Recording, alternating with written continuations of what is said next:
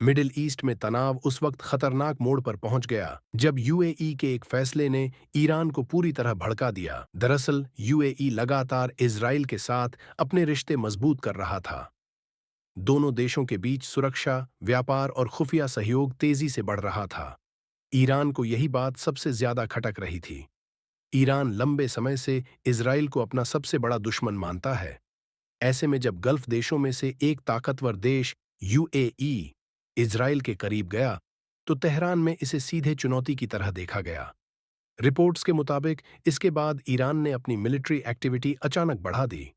Missile units को high alert पर रखा गया, ड्रोन सिस्टम एक्टिव किए गए और फिर शुरू हुआ वो हमला जिसने पूरी दुनिया का ध्यान मिडिल ईस्ट की तरफ खींच लिया।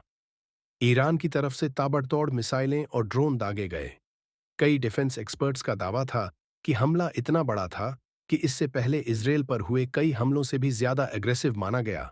मिडिल ईस्ट के आसमान में लगातार धमाकों की आवाजें सुनाई देने लगीं। एयर डिफेंस सिस्टम्स एक्टिव हो गए।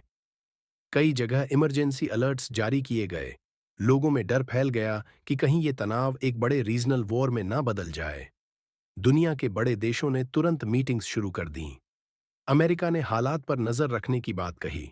वहीं कई देशों ने दोनों पक्षों से शांति बनाए रखने की अपील की।